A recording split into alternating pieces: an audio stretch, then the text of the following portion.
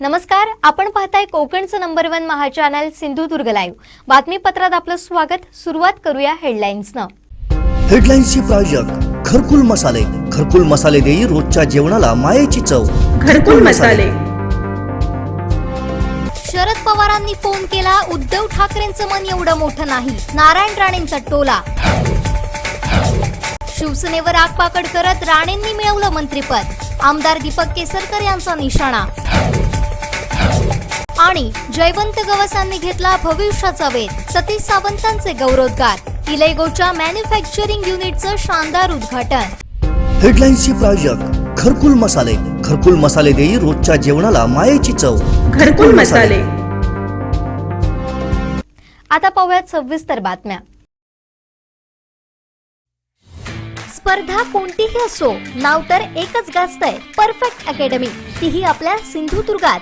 JEE main मध्ये perfect academy देशात अव्वल. 11वी नीट जेईच्या प्रवेशासाठी www.iitperfectacademy.com. पुढा इथं 11वीची दुसरी बॅच 15 जुलै 2021 पासून. संपर्क 9325 01 74 58 94 04 22 93 34 आणि 9307 02 14 40.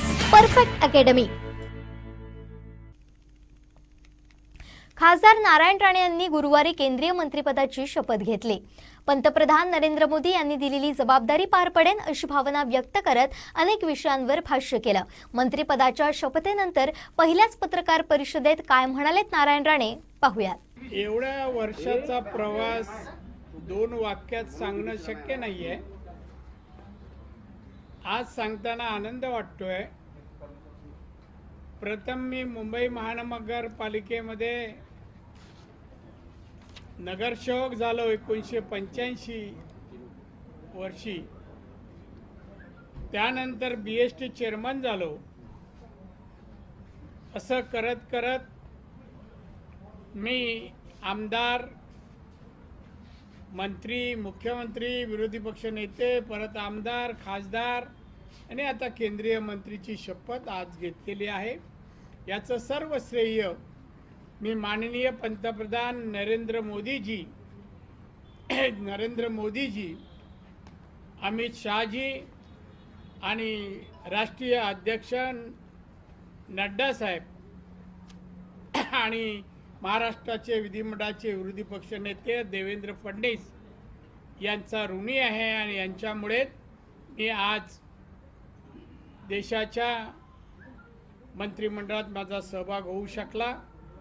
माननीय पंतप्रधान नरेंद्र मोदीजी यांच्या नेतृत्वाखाली ते देतील ती जबाबदारी मी सांभाळीन. ते जे मार्गदर्शन करतील त्यांच्या आज्ञेप्रमाणे मी काम करेन. आणि महाराष्ट्राला मंत्रिपद मिळाल्याने महाराष्ट्राला काम करताना नक्कीच न्याय देण्याचा मी प्रयत्न करेन. आज तुम्हाला मंत्रिमंडळाच्या ज्यात पहिल्या नंबरवर बसवलं होतं, पहिली शपथ दिली, हा मान सन्मान याबद्दलच्या काय भावना आहेत? तुम्ही जसं म्हणाल की मंत्री शपथीबद्दल विचारत तर अरे असं नाही आहे. सिनियरिटी प्रमाणे, प्रोटोकॉल प्रमाणे मला तिथे 1 नंबरला गेलो. मी राज्याचा मुख्यमंत्री राहिलो आणि महाराष्ट्राचा, आणि त्याच्यामुळे माझा पहिला नंबर लागला. 60 टर्म विधानसभेच्या केलेल्या आहेत आणि मुख्यमंत्री. पहिला अपडेट आणि पहिल्या बातमीसाठी सबस्क्राइब करा कोकणचं नंबर 1 महा चॅनल सिंधुदुर्ग लाईव्ह. लाईक करा, शेअर करा आणि हो, बेल आयकॉनला क्लिक करायला विसरू नका. नारायण राणे शिवसेनेवर आगपाकड करत असल्यामुळे केंद्रामध्ये त्यांना मंत्रिपद मिळालं असल्याचं वक्तव्य शिवसेनेचे माजी गृहराज्यमंत्री तथा सावंतवाडीचे विद्यमान आमदार दीपक केसरकर यांनी केलाय. राणेनं मंत्री करणं न करणं हा सर्वस्वी भाजपचा अंतर्गत प्रश्न. त्याचा कोकणावर फार मोठा परिणाम होत नाही. मुंबईवर सुद्धा कोणताही परिणाम होत नाही. त्यांना जे मंत्रिपदाचं बक्षीस मिळालेलं आहे ते ठाकरे कुटुंबियांवर जी आगपाखड ते करतात आणि खालच्या स्तरावर जाऊन बोलतात, त्याच्याबद्दल त्यांना हे मंत्रिपद मिळालेलं आहे. परंतु एक गोष्ट लक्षात घेतली पाहिजे की आदरणीय नरेंद्रजी मोदी हे अत्यंत कडक असे पंतप्रधान, त्यांना परफॉर्मन्स करून दाखवायला लागते. त्याच्यामुळे जरी राजकीय दृष्ट्या मंत्रिपद मिळालेलं असलं तरी हे मंत्रिपद त्यांनी महाराष्ट्राच्या आणि देशाच्या हितासाठी वापरावं असं मला स्वतःला वाटतं. कारण मी राजकारणाच्या पलीकडे जाऊन काम करणारा एक कार्यकर्ता आहे आणि म्हणून मला असं वाटतं की एखादं मंत्रिपद ज्याला आपल्याला मिळतं त्याला ते भारताच्या सगळ्या जनतेसाठी आहे. आणि तुम्ही जर भारतभर फिरला नाही तर इतर मंत्र्यांची जशी गच्छंती झाली तशी सुद्धा गच्छंती व्हायला वेळ लागत नाही मोदी साहेबांच्या कारकिर्दीमध्ये. आणि म्हणून आपण लक्षात घेतलं पाहिजे की त्यांना मिळालेलं आहे त्यांनी चांगलं काम त्यांच्यातून घडव अशी मी शुभेच्छा निश्चितपणे देईन.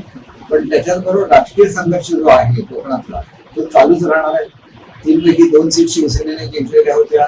रत्नागिरीमध्ये त्यांचं अस्तित्वच नाहीये. मुंबईमध्ये तर तुम्हाला माहिती की ज्या खेरवाडीमध्ये सगळ्यात जास्त कोकणातले माणसं राहतात तिथं सुद्धा ते पराभूत झालेले आहेत. शेवटी राजकारण करून त्याच्यामध्ये मंत्रिपद मिळालं तरी आनंद आहे, परंतु त्या मंत्रिपदाचा वापर हा भारतातल्या जनतेच्या हितासाठी झाला पाहिजे. तरच ते खऱ्या अर्थाने मंत्रिपद मिळालेलं टिकू शकेल आणि जनतेचं सुद्धा हित होऊ शकेल. आणि त्याच्यामुळे राजकीय दृष्ट्या मात्र त्यांनी कुठलेही पूर्वी जसं तुम्ही बघितले 2 दिवसापूर्वी त्यांच्या कुटुंबियांनी जी त्या ठिकाणी स्टेटमेंट केलेले होते अशा स्टेटमेंट राजकारणामध्ये कधी घडतच नाही. अत्यंत खालच्या पातळीवर जाऊन त्या ठिकाणी ठाकरे कुटुंबियांवर आणि विशेषतः आदित्य ठाकरेंवर ज्या कॉमेंट केल्या गेल्या त्या बघितल्या तर महाराष्ट्रातली जनता ही महाराष्ट्राची संस्कृती नाही म्हणून त्याच्याकडे बघते. आणि त्याच्यामुळे मला असं वाटतं की त्याला मंत्रिपद मिळणं हे कोकणाच्या दृष्टीने किंवा सिंधुदुर्गाच्या दृष्टीने एक आलिशान मंत्री मिळाला असं जरी असलं तरी त्यांनी यापुढे पूर्वीचे सगळे अनुभव लक्षात घेतात जे काय पूर्वी केलेलं आहे ते न करता अधिकचं लक्ष आपल्या मंत्रिपदावर द्यावं आणि त्याच्यातून जी काय जनतेची सेवा करता येईल ती त्यांनी करावी याची माझी की भाजपमध्ये काही नेते असे आहेत की यांना सेना आणि भाजप एकत्र यायला नको. 25 वर्षाचे एकत्र असलेले हे मित्र हे एका विशिष्ट विचार प्रणालीवर आधारित अशी मैत्री होती आणि ती मैत्री होती ही हिंदुत्वावर आधारित होती, भारतीयत्वावर आधारित होती आणि त्याच्यामुळे 25 वर्ष ही मैत्री टिकली. आता ही मैत्री टिकू नये म्हणून काय केलं पाहिजे तर त्यांनी जर राणींचा वापर केलेला असेल त्या लोकांनी तर राणींचं समजलं गेलं पाहिजे की मला इथं वापर होतोय तर मी तरी कशाला माझा वापर करून घेऊ. त्याच्यावरती मी सगळ्यांच्या बद्दल आदर ठेवू. मला सुद्धा आता काहीतरी काम हे भारतासाठी करून दाखवलं पाहिजे ही भावना त्यांनी ठेवावी. भारतामध्ये उत्कृष्ट काम करण्यासाठी हे सर्वोत्कृष्ट डिपार्टमेंट आहे असं मी समजतो. हे जे SME आहे हे सगळ्यात चांगलं डिपार्टमेंट आहे. त्याच्यामध्ये छोट्या छोट्या लोकांसाठी तुम्ही खूप काम करू शकता. या ज्या लहान लहान लोकांसाठी सगळ्या योजना आहेत या सगळ्या या डिपार्टमेंटच्या अंडर येतात आणि त्याच्यामध्ये मग खादी ग्रामोद्योग असून अनेक डिपार्टमेंट त्याच्यामध्ये असतील, काथ्याचे उद्योग असतील ते कितीतरी करता येते. आणि हे करत असताना तुम्ही राजकारण करत बसणार की शेवटच्या क्षणी ज्या कोकणाने आपल्याला मोठं केलं त्याच्यासाठी काहीतरी काम करणार हा महत्वाचा प्रश्न आहे. म्हणून त्यांना या ठिकाणी मंत्रिपद मिळाल्यानंतर त्यांच्यावर नुसतीच टीका करावी का नाही, त्यांच्यातून चांगले काम घडावं अशी सुद्धा आपण अपेक्षा केली पाहिजे. तर ते काम करत असताना सुद्धा पहिलं स्टेटमेंट काढायचं आणि ते सुद्धा मुख्यमंत्र्यांच्या विरोधात काढायचं हे कुठेतरी थांबलं पाहिजे. तर त्यांच्यातून चांगलं काम घडू शकेल आणि कसं ते घडावं अशी मी ईश्वरचरणी प्रार्थना करतो. त्यांनी सुद्धा स्वतःला बदललं पाहिजे. ज्या शिवसेनेने त्यांना मुख्यमंत्री केले आणि त्याच्यामुळे ते महाराष्ट्राच्या राजकारणामध्ये झळकले त्या शिवसेना प्रमुखांच्या मुलाला आणि महाराष्ट्राच्या मुख्यमंत्र्यांना एक प्रोटोकॉल प्रमाणे त्यांनी फोन करायला पाहिजे. तो त्यांनी केलेला आहे आणि तो फोन त्यांनी केला तर निश्चितपणे त्यांचे संबंध सुद्धा सुधारतील आणि त्याच्यामुळे महाराष्ट्रामध्ये सुद्धा चांगल्या तऱ्हेने त्यांना काम करता येईल. कारण शेवटी राज्यामध्ये मुख्यमंत्री असतात आणि कुठल्याही केंद्राच्या योजना ह्या शेवटी राज्य शासनाच्या माध्यमातूनच राबवल्या जातात आणि त्याच्यामुळे एक चांगली सांगड ही जर राज्यामध्ये पाहिजे तर त्यांनी मुख्यमंत्र्यांशी चांगल्या संबंध ठेवले पाहिजे. त्यांना जे काही पूर्वी बोलायचं होतं ते बोललेले आहे. त्याच्यामध्ये त्याला राजकीय महत्व मिळालं कारण एवढ्या मोठ्या व्यक्तीच्या बोलता राजकीय महत्व सुद्धा मिळालं आणि ते महत्व लक्षात घेऊन त्यांनी सुद्धा आपली आता भूमिका बदलली पाहिजे. त्यांनी असं का म्हणावं की शरद पवार साहेबांनी फोन केला आणि यांनी फोन केला नाही. त्यांनी जर त्यांना फोन केला आणि त्यांनी तो रिसिव्ह नाही केला तर मग आम्ही समजू शकतो. आपण सर्वसाधारणपणे ज्या पक्षाने आपल्याला मोठं केलं, ज्या बाळासाहेबांनी आपल्याला मोठं केलं, ज्या मातोश्रीने आपल्याला आशीर्वाद दिला त्याची आठवण त्यांनी जर ठेवली तर त्यांचा येणारा काळ सुद्धा चांगला असेल. आमच्यामध्ये काही संघर्षाचे प्रसंग उद्भवणार नाही कारण शेवटी शिवसेना, प्रत्येक शिवसैनिकांचं मुख्य काय आहे की ठाकरे कुटुंब, मराठी जनता, मराठी मनुष्य आणि हिंदुत्व हे शिवसेनेचं एक विविध वाक्य आहे. हिंदुत्व याचा अर्थ खूप ब्रॉड आहे, सगळ्या समाजांना एकत्र घेऊन जाणारा असं ते हिंदुत्व आहे. ते हिंदुत्व शिवसेनेचं हिंदुत्व आहे. आणि त्याच्यामुळे मला असं वाटतं की त्यांनी सुद्धा थोडस एक वेगळ्या तऱ्हेने याच्याकडे बघितलं पाहिजे, आपल्या मनाचा मोठेपणा दाखवला पाहिजे. आपले जे ठाकरे कुटुंबियांशी दुरावलेले संबंध आहेत ते कसे सुधारतील याच्यासाठी त्यांनी प्रयत्न केला. तर मी एक अनुभव घेतलेला आहे की अतिशय प्रेमळ असं एक कुटुंब आहे. ठोसाला ठोसा देते, परंतु ते कधीही स्वतःहून कोणाला त्रास देणार नाही. मग अशा व्यक्तींबद्दल आदर ठेवायचा, त्यांच्याबद्दल प्रेम भावना वाढवायची की आपण त्यांना कायम विरोध करत राहायचं. विरोध करून तुम्हाला जे काय मिळायचं मिळालं नाही. त्याच्या पलीकडे जाऊन जर तुम्ही चांगले संबंध एस्टॅब्लिश करू शकाल तर तुम्हाला सुद्धा महाराष्ट्रामध्ये काम करणं सुलभ होईल, भारतामध्ये काम करणं सुलभ होईल. आणि तुम्ही सुद्धा ज्या बाळासाहेबांनी तुम्हाला मोठं केलं त्यांचे गुण फेडले जाते. आणि मी काय त्यांना सल्ला देणारा मी मोठा राजकारणी नाही, परंतु माझा राजकीय संघर्ष त्यांच्याशी झालेला आहे. मला माहिती आहे की राजकीय संघर्ष करायचं असं टायमिंग कसं झालं हे मला माहिती आहे. परंतु हे करत असताना मी कधीही व्यक्तिगत त्याच्यामध्ये सूडभावना ठेवलेली नाही. तर ती भावना न ठेवल्यामुळे अनेक लोकांचे चांगले संबंध राहू शकले. त्यांनी स्वतः मुख्यमंत्री पद उपभोगलेलं आहे. त्यांनी जर ही भावना ठेवली तर तो त्यांच्या मनाचा भाव मोठा भाव ठरेलच. परंतु त्याच्याच बरोबर ठाकरे कुटुंबियांनी त्यांच्यासाठी जे काही केलेलं आहे, बाळासाहेबांनी त्यांच्यासाठी जे काही केलेलं आहे त्याची त्यांनी खऱ्या अर्थाने जाण ठेवली अशी महाराष्ट्राची जनता समजेल. आणि बघा आता मी सुद्धा आयुष्याच्या शेवटच्या याच्यामध्ये 65 वर्षाच्या वर गेले, त्यांचं वय साधारण तेवढंच आहे. आपण जेव्हा या वयाला पोहोचतो त्यावेळेला आपण राजकारणाच्या पलीकडे गेलं पाहिजे, देशाच्या पलीकडे गेलं पाहिजे. आणि आपण काहीतरी जे आपले गुणानुबंध आहेत ते जपले, जरी आपण खूप जवळ नाही गेलो तरी पण कॅज्युअल रिलेशन ठेवणं ही राजकारणामधली मोठी बाब असते. आणि त्यांनी तसे जर ठेवले तर कोकणामध्ये सुद्धा आमचा त्यांना मदतीचा हात राहील, पुढचा संघर्ष टाळता येईल. आणि शेवटी राजकारण कशासाठी असते? लोकांच्या हितासाठी असते. संघर्षाला आम्ही कधीच कमी पडलो नाही.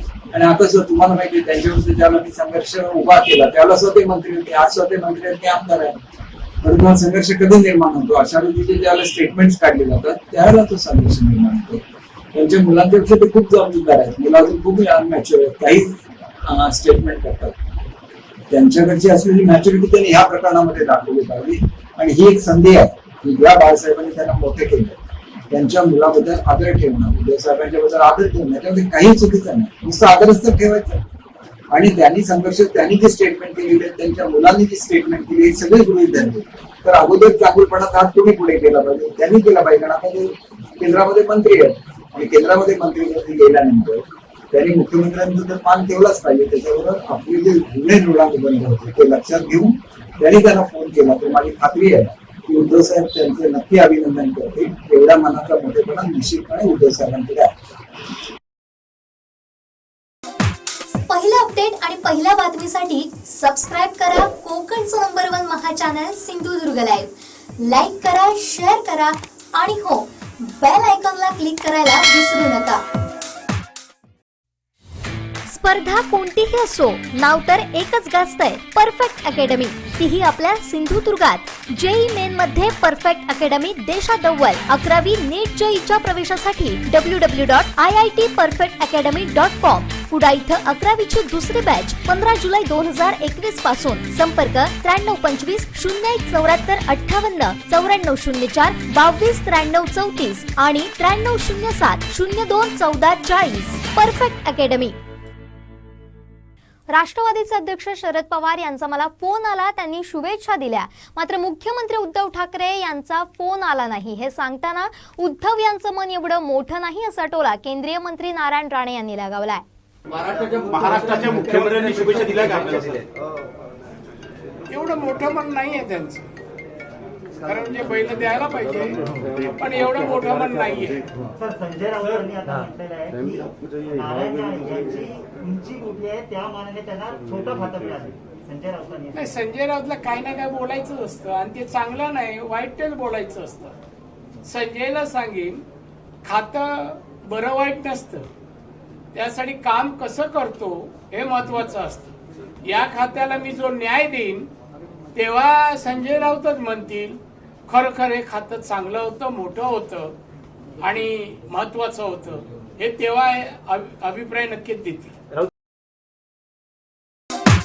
पहिलं अपडेट आणि पहिल्या बातमीसाठी सबस्क्राईब करा कोकणचं नंबर 1 महा चॅनल सिंधुदुर्ग लाईव्ह.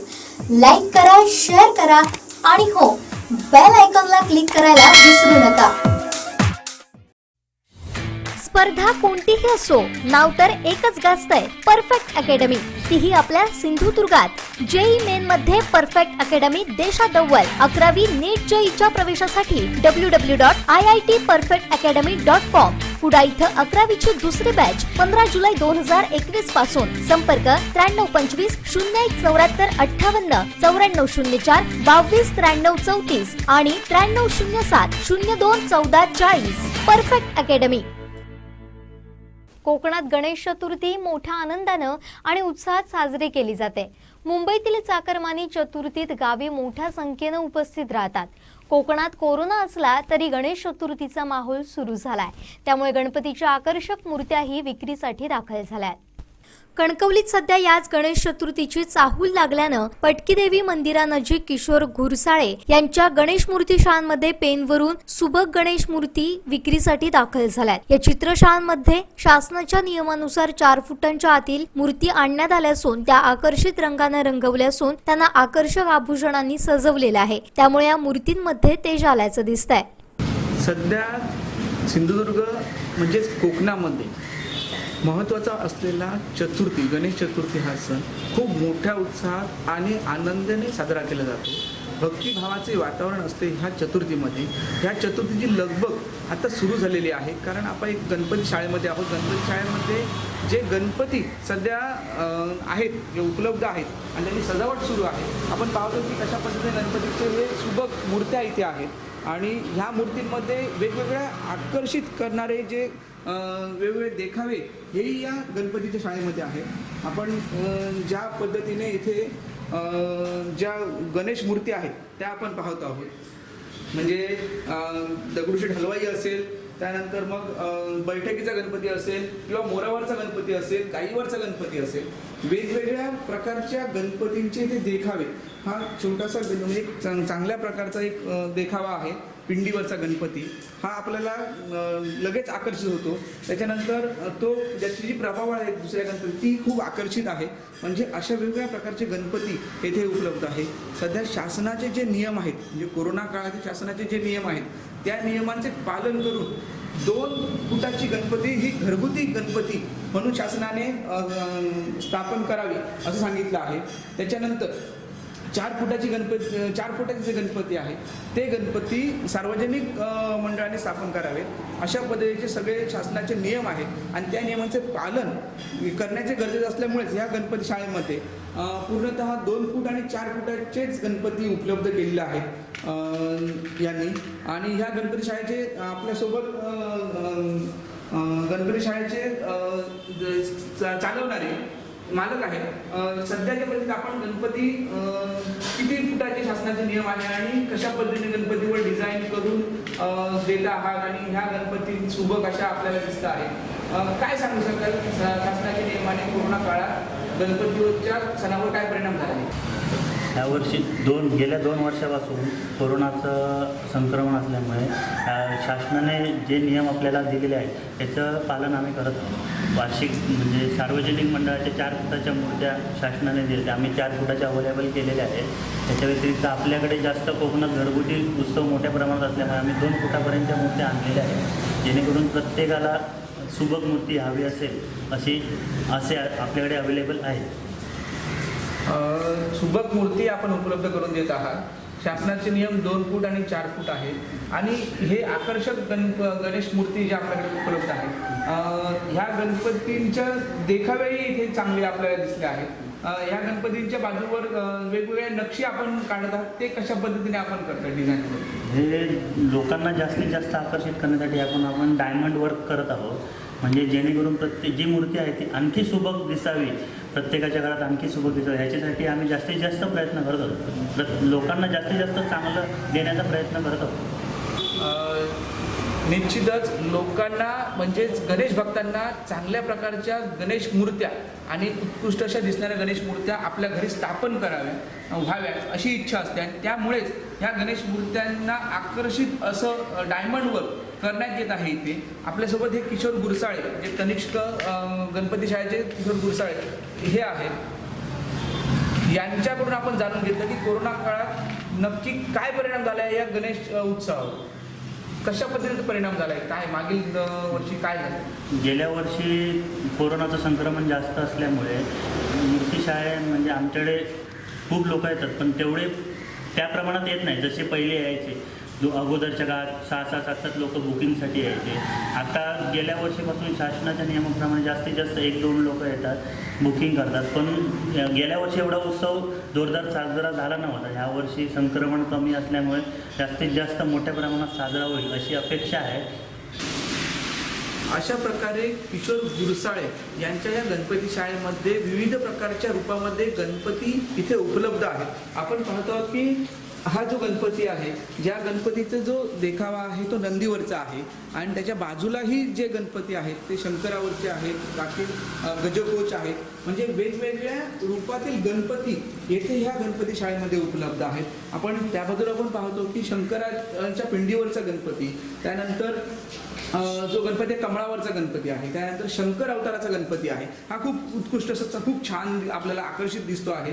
कारण त्याची जी त्याचे जे स्वरूप आहे म्हणजे नंदीवरची बैठक असेल, पाठीमागे त्रिशूळ असेल, डोक्यावर नाग असेल, ह्या सर्वच एक आकर्षित एक गणपती जो आहे तो उपलब्ध आहे. म्हणजे वेगवेगळ्या आकर्षक मूर्त्या ह्या गणपती शाळेमध्ये त्यांनी उपलब्ध केलेल्या आहेत आणि हेच गणेश भक्त येथे आकर्षित होत आहेत आणि इथे आकर्षण पाहणी करत आहेत. तिरुपती च्या देखाव्यातला हा गणपती आहे. म्हणजे असे विविध रूपे आणि जे विविध रूपे आपल्याला दिसत आहेत याच्यातला एक महत्त्वाचा आपल्याला दिसतोय तो खंडेरायाचा गणपती. आता सध्याच्या परिस्थितीत ही खूप महत्त्वाची बाब आहे की खूप चांगल्या प्रकारे आपल्याला गणपती हा देखावा दिसत आहे गणपतीचा. त्याच्या बाजूला एक छान प्रकारचे त्रिशूळ आहे, त्याची बैठकही खूप चांगली आहे आणि ह्या अशा प्रकारे जो गणपती आपल्याला दिसत आहे आणि त्यामुळेच जे गणेश भक्त येतात आणि आकर्षित असल्यामुळे हे गणेश मूर्त्या इथे बुकिंग करत आहेत. म्हणजे कुठेतरी सिंधुदुर्ग आणि कोकणामध्ये जो गणपती उत्सव मोठ्या प्रमाणात केला जातो आणि तो मोठ्या प्रमाणात उत्सव ह्या वर्षी खूप चांगल्या प्रकारे व्हावा आणि कोरोनाचे संकट टळून ही गणपती उत्सवामध्ये प्रत्येकाने आपण म्हटले आहे की कोरोना जाऊ दे आणि गणेश चतुर्थी होऊ दे, अशाच प्रकारची प्रत्येकाची भावना आहे. आणि ही भावना आता पुढे अशीच राहून हा कोरोनाचे संक्रमण कमी होत आहे, ते सिंधुदुर्गामध्ये कमी होत आहे आणि जर कमी झाले तरच ही गणेश चतुर्थी मोठ्या भक्तिभावाने आणि आनंदात साजरी केली जाईल. आपण जाता जाता एकच मागणी मागूया की गणराया हे कोरोना जाऊ दे, सिंधुदुर्गातील कोरोना जाऊ दे आणि गणेश चतुर्थी खूप आनंदात करूयाला मिळू दे. सिंधुदुर्गासहित कोकणामध्ये हा गणेश चतुर्थी सण खूप मोठ्या उत्साहात साजरा केला जातो आणि अशाच पद्धतीने ह्या वर्षीही मागील 2 वर्ष तर सण साजरा करता आला नाही. मुंबईचे चाकरमानी मोठ्या प्रमाणात येतात गणेश चतुर्थीसाठी, तेही आले नाहीत, त्यांनाही गणेश उत्सव साजरा करता आला नाही. पण ह्या वर्षी तरी हे संकट कोरोनाचे आपल्या सिंधुदुर्ग जिल्ह्याचे कोकणावर ते जाऊ दे आणि हे गणराया हे विघ्न हरता हे संकट कोरोनाचे टळू दे आणि यावर्षी तरी आम्हाला तुझी सेवा करू दे असे जाता जाता गणपती रायाकडे एक सार्थ हाक आपण करत आहोत. कॅमेरामॅन आनंद तांबेसह उमेश बुचडे, सिंधुदुर्ग लाईव्ह, कणकवली. पहिला अपडेट आणि पहिल्या बातमीसाठी सबस्क्राईब करा कोकणचं नंबर 1 महा चॅनल सिंधुदुर्ग लाईव्ह. लाईक करा, शेअर करा आणि हो, बेल आयकॉनला क्लिक करायला विसरू नका. स्पर्धा कोणतीही असो, नाव तर एकच गाजतंय, परफेक्ट अकॅडमी. तीही आपल्या सिंधुदुर्गात. जेई मेन मध्ये परफेक्ट अकॅडमी देशात अव्वल. 11वी नीट जेईच्या प्रवेशासाठी www.iitperfectacademy.com. कुडा इथं 11वीची दुसरी बॅच 15 जुलै 2021 पासून. संपर्क 9325 01 74 58 94 04 22 93 34 आणि 9307 02 14 40. Perfect academy. कोकणात नवी क्रांती करणाऱ्या इलेगो या इलेक्ट्रिक स्कूटरच्या माझगाव उद्यमनगर येथील मॅन्युफॅक्चरिंग युनिटचं उद्घाटन जिल्हा बँक अध्यक्ष सतीश सावंत यांच्या हस्ते करण्यात आलं। यावेळी सतीश सावंत यांनी जयवंत गवस यांच्या धाडसी निर्णयाचं कौतुक करत शुभेच्छा दिल्या। पेट्रोल डिझेलच्या वाढत्या किमतींवर उपाय म्हणून आणि कोकणातल्या भौगोलिक परिस्थितीशी तग धरू शकेल अशा इलेक्ट्रिक स्कूटर सावंतवाडी येथील गुरुग्रीनचे MD जयवंत गवस यांनी आपल्या कोकणवासियांसाठी आणले आहेत। स्कूटरचं संपूर्ण डिझाईन आणि स्ट्रक्चर गवस यांचा 7वीत शिकत असलेला मुलगा रेवण गवस यानं तयार केलंय। आपल्या जिल्ह्यामध्ये शेतकरी छोटे छोटे व्यावसायिक आहेत, या व्यावसायिकांसाठी व्यावसायिकांना मदत होईल अशी एक गाडी बनवण्याची आम्हाला विनंती केलेली होती। तर मला या ठिकाणी सांगायला आवडेल की या आठवड्यातच आम्ही पोलोस्टर शोरूमचं उद्घाटन होणार आहे। बरोबर जिजामाता चौकाच्या समोर फुले आहेत, हे चंद्रकांत फुले हे मुंबईच्या म्युनिसिपल कॉर्पोरेशनमध्ये इलेक्ट्रिकल इंजिनियर म्हणून काम करतात आणि त्यांनी तो शोरूम घेतलेला आहे।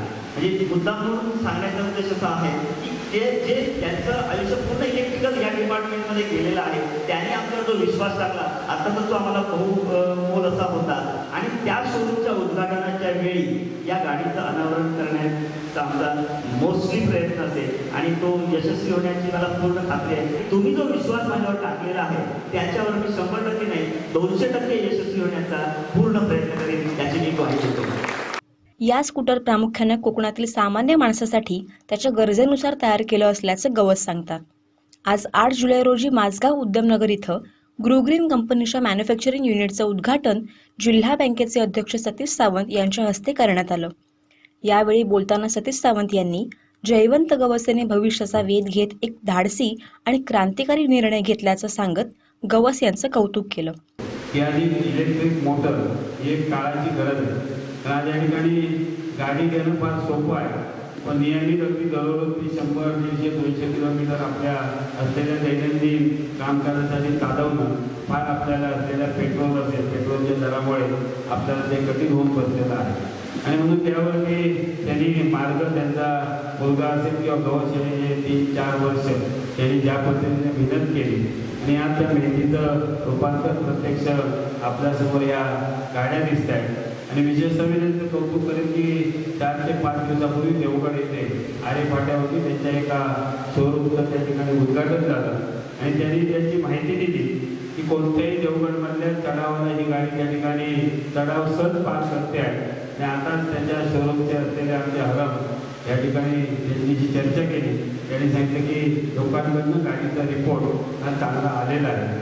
निश्चितच या जिल्ह्यातील असलेल्या भौगोलिक परिस्थितीचा विचार करून रस्त्यांचा विचार करून त्यांनी जे ही गाडी तयार करण्यामध्ये जे योगदान दिलेलं आहे, जिल्हावासियांची एक असलेली गरज आणि त्यातनं जिल्ह्यातील लोकांचं सध्या पेट्रोलच्या दरवाढीमुळे जे काही इंधन वाचणार आहे यामुळे मी त्यांचं या ठिकाणी कौतुक करतो आहे आणि निश्चितच आज ही गाडीसुद्धा घेणं ग्राहकांना सुद्धा परवडणार आहे। कारण साधारण रोजचं जरी आपण 100 किलोमीटरचा प्रवास जरी आपण झाला किंवा 50 किलोमीटर जरी घरगुती तिथे जाणं एवढा जरी धरला आणि 1,500 किलोमीटरचा महिन्याचा जरी आपण विचार केला तरी साधारण लागणारं पेट्रोल आणि ह्या गाडीच्या इलेक्ट्रिकचं असणारं इलेक्ट्रिकचं बिल जे येणार आहे मला वाटतं 80% इंधनामध्ये बचत होते आहे आणि जी बचत होते आहे बचतीमधनं निश्चितच तुमच्या गाडीचा हप्ता भरणं सुद्धा तुम्हाला सहज शक्य होणार आहे आणि त्या दृष्टिकोनातून निश्चितच ग्राहकांच्या फायद्याची सुद्धा ही इलेक्ट्रिक गाडी आहे। मी गवस यांच्याशी मला वाटतं 4 ते 5 वेळा माझी चर्चा झाली, बऱ्याचशा मुद्द्यावरती चर्चा झाल्यानंतर काही या ठिकाणी बऱ्याचशा गाड्या ते दूध वाहतुकीच्या दृष्टिकोनातून सुद्धा जिल्ह्यामध्ये त्याने एखादी गाडी तयार करावी की जेणेकरून असलेल्या लोकांची किंवा शेतकऱ्यांची सुद्धा भाजीपाला असेल किंवा दूध असेल बाजारात नेण्यासाठी त्यांचा सुद्धा इंधनाचा खर्च कमी होईल, त्या दृष्टिकोनातून निश्चितच या ठिकाणी ते प्रयत्न करतील आणि पुन्हा एकदा जिल्हा बँकेचा अध्यक्ष नात्याने मी त्यांचं या ठिकाणी मनापासून अभिनंदन करतो। या कार्यक्रमाला प्रमुख पाहुणे म्हणून सतीश सावंत, भोसले नॉलेज सिटीचे अच्युत सावंत भोसले, कुडाळकर, कानसे, माजी सरपंच आबा सावंत, उद्योजक परुळेकर यांसह इतर मान्यवर उपस्थित होते। पहिला अपडेट आणि पहिल्या बातमीसाठी सबस्क्राइब करा कोकणचं नंबर 1 महा चॅनल सिंधुदुर्ग लाईव्ह। लाईक करा, शेअर करा आणि हो बेल आयकॉनला क्लिक करायला विसरू नका. स्पर्धा कोणतीही असो, नाव तर एकच गाजतंय, परफेक्ट अकॅडमी. तीही आपल्या सिंधुदुर्गात. जेई मेन मध्ये परफेक्ट अकॅडमी देशात अव्वल. 11वी नीट जेईच्या प्रवेशासाठी www.iitperfectacademy.com. कुडा इथं 11वीची दुसरी बॅच 15 जुलै 2021 पासून. संपर्क 9325 01 74 58 9404 22 93 34 आणि 9307 02 14 40. Perfect academy. खासदार नारायण राणे यांनी काल कॅबिनेट मंत्रिपदाची शपथ घेतली. त्यानंतर सिंधुदुर्ग जिल्ह्यात भाजपच्या वतीनं आनंदोत्सव साजरा करण्यात आला. कणकवलीत भाजपनं जल्लोष केला. चौकात नारायण राणे यांच्या अभिनंदनाचे बॅनर लावण्यात आले. त्यामुळे कणकवली भाजपमय झाली होती. कणकवली शहरातील पटवर्धन चौकात जिल्हा परिषद अध्यक्षा संजना सावंत यांच्या हस्ते जिलेबी वाटप करून फटाके वाजवून आनंदोत्सव साजरा करण्यात आला. तसेच कणकवली चौकात नारायण राणे यांच्या अभिनंदनाचे बॅनर लावण्यात आले. यावेळी जिल्हा परिषद अध्यक्षा संजना सावंत, भाजप तालुकाध्यक्ष संतोष कानडे, माजी जिल्हा परिषद अध्यक्ष गोटा सावंत, पंचायत समिती सभापती मनोज रावराणे, उपसभापती प्रकाश पारकर, नगराध्यक्ष समीर नलावडे, उपनगराध्यक्ष बंडू हरणे, नगरसेवक संजय कामतेकर, अभिजित मुसळे, अण्णा कोदे, शिशिर परुळेकर, विराज भोसले, राजश्री धुमाळे, प्रज्ञा ढवण, नगरसेविका मेघा गांगण, पंचायत समितीचे गणेश तांबे, श्यामसुंदर दळवी, तालुकाध्यक्ष मिलिंद मेस्त्री, महिला शहराध्यक्षा प्राची करपे, सदडेकर, साक्षी वाळके, संदीप मेस्त्री, राजन परब, विठ्ठल देसाई, सुशील पारकर, गणेश तळगावकर आदी भाजपचे पदाधिकारी, कार्यकर्ते उपस्थित होते. पहिला अपडेट आणि पहिल्या बातमीसाठी सबस्क्राइब करा कोकणचं नंबर 1 महा चॅनल सिंधुदुर्ग लाईव्ह. लाईक करा, शेअर करा आणि हो, बेल आयकॉनला क्लिक करायला विसरू नका. स्पर्धा कोणतीही असो, नाव तर एकच गाजतंय, परफेक्ट अकॅडमी. तीही आपल्या सिंधुदुर्गात. जेई मेन मध्ये परफेक्ट अकॅडमी देशात अव्वल. 11वी नीट जेईच्या प्रवेशासाठी www.iitperfectacademy.com. कुडा इथं 11वीची दुसरी बॅच 15 जुलै 2021 पासून. संपर्क 9325 01 74 58 9404 22 93 34 आणि 9307 02 14 40. Perfect academy. खासदार नारायण राणे यांनी मंत्रिपदाची शपथ घेतल्यानंतर नांदगाव पंचायत समिती विभागाच्या वतीनं जल्लोष करण्यात आला. नांदगाव तिठा भाजप कार्यकर्त्यांनी लाडू पेढे वाटत फटाक्यांची आतषबाजी करत मोठा जल्लोष केला. भाजप कार्यकर्त्यात उत्साहाचं वातावरण यावेळी पाहायला मिळालं.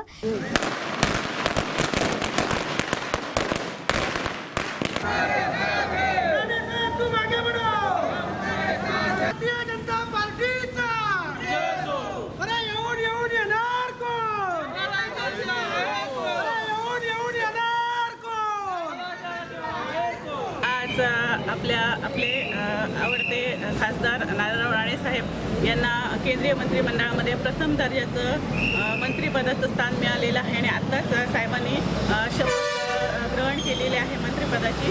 तर या प्रित्यर्थ आपल्या नांदगाव पंचायत समिती गणातील सर्व पदाधिकारी आणि कार्यकर्त्यांनी मिळून या ठिकाणी जल्लोष केलेला आहे. खरं तर हा सगळ्यांसाठी उत्साहाचा आणि आनंदाचा क्षण आहे की खऱ्या अर्थाने साहेबांच्या कार्यकर्तृत्वाला आणि त्यांच्या झुंजार नेतृत्वाला आज न्याय या ठिकाणी मोदी साहेबांनी दिलेला आहे. आणि आपण याच्या अनुषंगाने आपल्याला लक्षात आलं असेल की मोदी साहेब जे आहे ते खरोखर रत्नपारखी आहेत आणि कोकणातलं जे ही नररत्न आहे तो नररत्नाचे खाण असलेल्या कोकणातून त्यांनी असा एक हिरा शोधून काढलेला आहे आणि ह्या हिऱ्याला मोदी साहेबांचा सारखा जोहरी मिळालेला आहे. त्यामुळे निश्चितच राणेसाहेब पुढे चमकतील. सह्याद्रीचा आज छावा आज दिल्लीच्या तख्तापर्यंत जाऊन पोहोचलेला याचा आम्हाला सगळ्यांना सार्थ अभिमान आहे. धन्यवाद. कोकणसाठी माननीय आमचे माजी मुख्यमंत्री नारायणराव राणे साहेब यांनी आज जो शपथविधी आणि केंद्रीय मंत्री म्हणून जी आज शपथ घेतली ती आम्हाला कोकणसाठी आणि सर्व आमच्या नांदगाव पंचायत समिती मतदारसंघातील उमेदवारांसाठी आज आम्हाला एक ताकद म्हणून मोदी साहेबांनी आमच्या कोकणातला एक हिरा शोधून काढलेला आहे. आणि आज हा हिरा पूर्ण देशात आज कोकणचं नाव उज्ज्वल केले हे याच्याबद्दल आमच्या मनात कुठल्याही प्रकारची शंका नाही. पुन्हा एकदा आम्ही राणे साहेबांना आमच्या पूर्ण पंचायत समितीच्या वतीने आम्ही राणे साहेबांना शुभेच्छा देतो. घोषणा देतो. भारतीय जनता पार्टीचा यावेळी शक्ती केंद्र प्रमुख रविराज मोरजकर, नांदगाव सरपंच अफरोज नावलेकर, आयनल सरपंच बापू फाटक, तोंडवली बावशी सरपंच मनाली गुरव, असलदेचे प्रकाश परब, नीरज मोरिये, शैलेंद्र इंदप, संतोष परब, संजय पाटील, संतोष वायंगणकर आदी उपस्थित होते. पहिला अपडेट आणि पहिल्या बातमीसाठी सबस्क्राइब करा कोकणचं नंबर 1 महा चॅनल सिंधुदुर्ग लाईव्ह. लाईक करा, शेअर करा आणि हो, बेल आयकॉनला क्लिक करायला विसरू नका. स्पर्धा कोणतीही असो, नाव तर एकच गाजतंय, परफेक्ट अकॅडमी. तीही आपल्या सिंधुदुर्गात. जेई मेन मध्ये परफेक्ट अकॅडमी देशात अव्वल. 11वी नीट जेईच्या प्रवेशासाठी www.iitperfectacademy.com. पुढा इथं 11वीची दुसरी बॅच 15 जुलै 2021 पासून. संपर्क 9325 01 74 58 9404 22 93 34 आणि 9307 02 14 40. Perfect academy.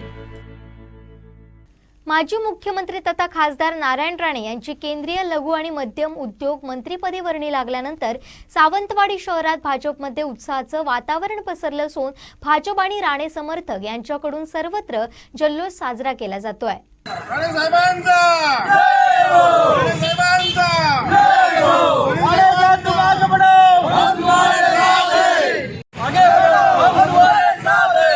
सावंतवाडी शहरात आज जयप्रकाश चौक इथं आरोग्य सभापती सुधीर आडेवरेकर यांनी फटाक्यांची आतषबाजी करत जोरदार घोषणाबाजी करून आनंदोत्सव साजरा केला. यावेळी भाजप युवक शहर अध्यक्ष संदेश टेमकर, शंभू विरनोडकर, अमित गवंडळकर आणि इतर पदाधिकारी कार्यकर्ते उपस्थित होते. केंद्रामध्ये साहेबांना कॅबिनेट मंत्रीपद मिळालेलं आहे. त्यामुळे पूर्ण महाराष्ट्र हे सिंधुदुर्ग जिल्ह्यात उत्साहाचं वातावरण निर्माण झालेलं आहे आणि सगळीकडे जल्लोषी वातावरण आहे. आमच्या राणेसाहेबांचा आमच्या सर्व सावंतवाडी शहरवासियांकडून पुढील वाटचालीस खूप खूप शुभेच्छा. आणि भारतीय जनता पक्षाची आता सिंधुदुर्गातली संपूर्णपणे ताकद वाढलेली आहे आणि यापुढे आमचे आमदार खासदार हे भाजपचेच असतील, त्या काही दुर्मत नाही. आणि राणेसाहेबांबद्दल सांगायचं झालं तर सिंधुदुर्गाचं जे दरडोई उत्पन्न वाढलं आहे ते आमच्या राणेसाहेबांमुळे वाढलेलं होतं. आणि जेव्हा पूर्ण देशामध्ये पर्यटन जिल्हा म्हणून घोषित झाला तो आपला सिंधुदुर्ग जिल्हा हे राणेसाहेबांनीच केलं होतं. अशी कित्येक कामं राणेसाहेबांच्या माध्यमातून याआधी झालेली होती आणि यापुढेही ते अशाच प्रकारे त्यांच्या कार्यात पुढे बहरत जावं हीच मी विनंती करतो. पहिला अपडेट आणि पहिल्या बातमीसाठी सबस्क्राइब करा कोकणचं नंबर 1 महा चॅनल सिंधुदुर्ग लाईव्ह. लाईक करा, शेअर करा आणि हो, बेल आयकॉनला क्लिक करायला विसरू नका. स्पर्धा कोणतीही असो, नाव तर एकच गाजतंय, परफेक्ट अकॅडमी. तीही आपल्या सिंधुदुर्गात. जेई मेन मध्ये परफेक्ट अकॅडमी देशात अव्वल. 11वी नीट जेईच्या प्रवेशासाठी www.iitperfectacademy.com. पुढा इथं 11वीची दुसरी बॅच 15 जुलै 2021 पासून. संपर्क 9325 01 74 58 9404 22 93 34 आणि 9307 02 14 40. Perfect academy. राज्यस्तरीय भातपीक स्पर्धेत वेंगुर्ला तालुक्यातील कालवी केळूशा लक्ष्मण अनंत वराडकर या प्रगतशील शेतकऱ्यानं प्रथम क्रमांक पटकावलाय. श्री पद्धतीनं भातशेती करून हेक्टरी 126 क्विंटल उत्पादन घेतलंय. कृषी विभागाचं मार्गदर्शन आणि त्यांचे कष्ट यांच्या सुरेख ताळमेळ इथं पाहायला मिळाला. राज्यस्तरीय भातपीक स्पर्धेत वेंगुर्ला तालुक्यातील कालवी केळूस येथील लक्ष्मण अनंत वराडकर यांनी प्रथम क्रमांक पटकावलाय. पारंपरिक पद्धतीनं शेती न करता त्याला आधुनिक पद्धतीची जोड देत भरघोस उत्पन्न घेतलं.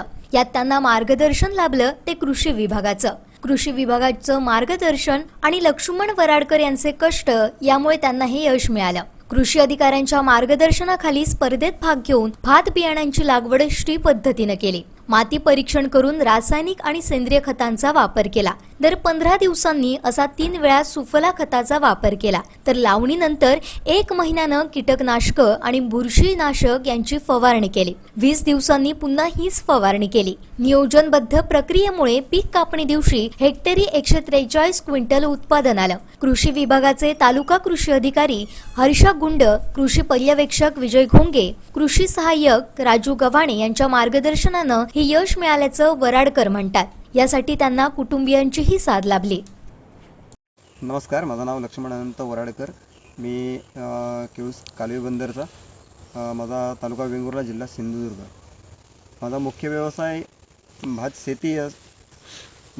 हा भात शेती असून त्यात मी स्त्री पद्धतीने भात शेती करण्याचा जास्तीत जास्त प्रयत्न करतो. गेली 6 वर्ष मी स्त्री पद्धतीने भात शेती करतो. स्त्री पद्धतीने भात शेती करण्यामागचा मुख्य उद्देश असा आहे की मला तज्ज्ञांकडून मिळालेल्या माहितीनुसार पारंपरिक शेती आणि स्त्री शेती ह्याच्यात बियाणं कमी लागतं, वेळेची बचत होते, माणसं कमी लागतात, मजूर माणसं कमी लागतात आणि त्यामुळे आपल्याला सगळं सोपं होतं. स्त्री पद्धतीने भात शेती करताना एकरी 4 किलो बियाणं हे आम्हाला वापरावं लागतं आणि उत्पन्नात भरीव वाढ होते. पारंपरिक पद्धतीपेक्षा स्त्री पद्धतीने जवळजवळ 2 ते 2.5 पट एवढी आमच्या उत्पन्नात आतापर्यंत वाढ झालेली आहे. मागच्या वर्षी जवळजवळ 126 क्विंटल हेक्टरी उत्पादन एवढं आम्हाला उत्पादन मिळालं. सुरुवातीला भात शेतीच्या रोपवाटिका तयार करणं हा एक मुद्दा आहे. त्यासाठी चांगलं योग्य उत्पन्न देणारं, जास्त उत्पन्न देणारं बियाणाची शिफारस करणं आणि त्यात आम्ही संकरित बियाणाचा वापर करून जास्तीत जास्त उत्पन्न घेण्याचा प्रयत्न करतो. कारण आम्ही आता शेती करतो ही व्यावसायिक शेती करतो. शेतीतून उत्पन्न घेऊन त्यावरून आपलं कुटुंबाचा खर्च करणं हा आमचा उद्देश आहे. आम्ही 6444 संकरित बियाणाचा वापर करतो. बियाणं आणल्यानंतर रोपवाटिका तयार करताना आम्ही बियाण्याला पहिली मिठाच्या द्रावणाची स्टेटमेंट देतो. त्यानंतर बियाण्याला मोड काढून त्याची पेरणी करायची. 1 इंच उंचीचा चांगलं कुजलेलं शेणखत मातीत मिक्स केलेला असा गादीवापा तयार करून आम्ही त्यावर बियाण्याची पेरणी करतो. पेरणी झाल्यानंतर साधारण लावणी ही कमीत कमी वयाच्या रोपांची झाली पाहिजे आणि अशा पद्धतीने जर लावणी केली तर हा एक मुद्दा आहे आपल्या उत्पन्नात वाढ होण्यासाठीचा. तर आम्ही 6 ते 8 दिवसापासून सुरुवात करतो लावणी करण्यासाठी. ते जवळजवळ 15 दिवसापर्यंत 14-15 दिवसापर्यंत आम्ही आमची पूर्ण रोपवाटिका लावून पूर्ण करतो. चिखलणीच्या वेळी लावणी करताना आम्ही चिखलणीच्या वेळी त्याच्यात शेणखत, कोंबडीची विष्ठा आणि एक विद्यापीठाच्या शिफारशीप्रमाणे एक साधारण त्याच्यापेक्षा थोडं जास्त 1 किलो गुंठा एवढं आम्ही 15 सुफलाचा वापर करतो. हे झाल्यानंतर 25 बाय 25 सेंटीमीटरवर लावणी करायची आणि लावणी केल्यानंतर साधारण एक 10 दिवसानंतर त्याची कोळपणी करायची. असा आमचा कामाचा क्रम चालू असतो.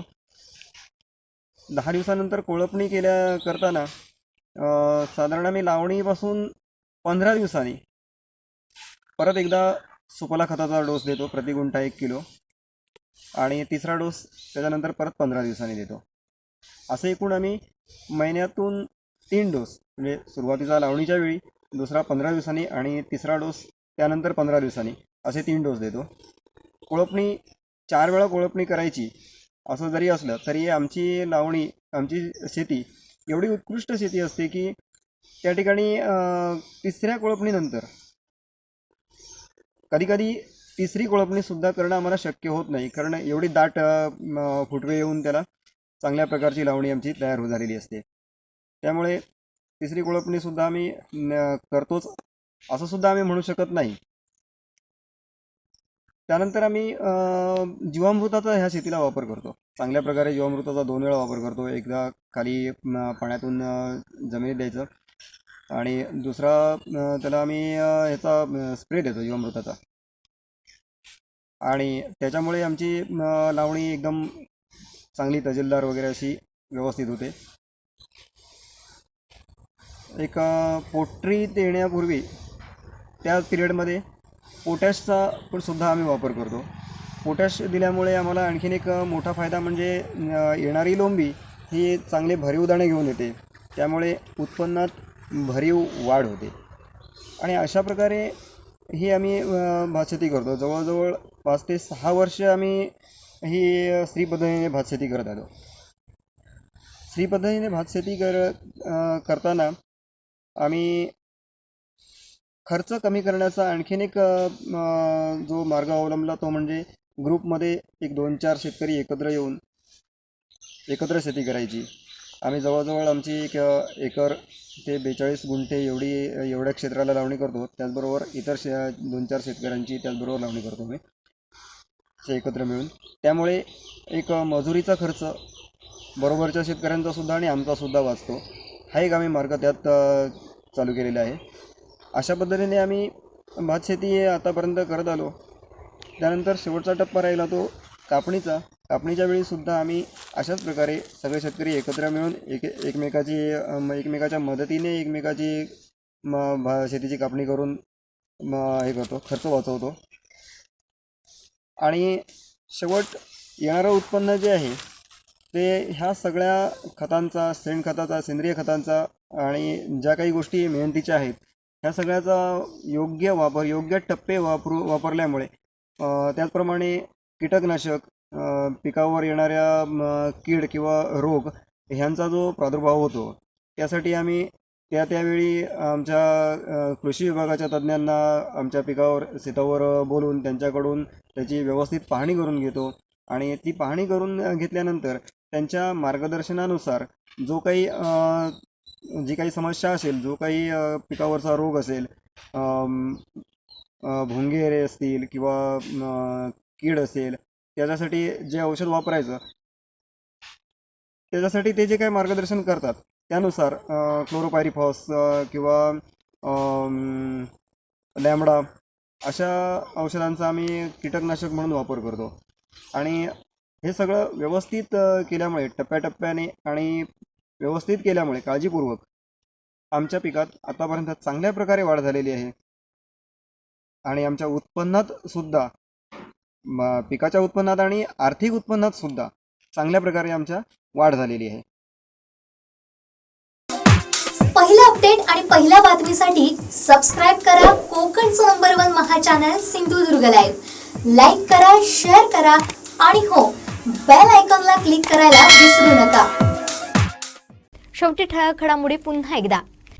हेडलाईन्सचे प्रायोजक घरकुल मसाले. घरकुल मसाले देई रोजच्या जेवणाला मायेची चव. घरकुल मसाले. शरद पवारांनी फोन केला, उद्धव ठाकरेंचं मन एवढं मोठं नाही, नारायण राणेंचा टोला. शिवसेनेवर आगपाकड करत राणेंनी मिळवलं मंत्रिपद, आमदार दीपक केसरकर यांचा निशाणा. आणि जयवंत गवसांनी घेतला भविष्याचा वेध, सतीश सावंतांचे गौरवोद्गार. इलेगोच्या मॅन्युफॅक्चरिंग युनिटचं शानदार उद्घाटन. हेडलाईन्सचे प्रायोजक घरकुल मसाले. घरकुल मसाले देई रोजच्या जेवणाला मायेची चव. घरकुल मसाले. बातमीपत्रात वेळ झाली येथेच थांबण्याची. पाहत रहा कोकणचं नंबर 1 महा चॅनल सिंधुदुर्ग लाईव्ह. धन्यवाद.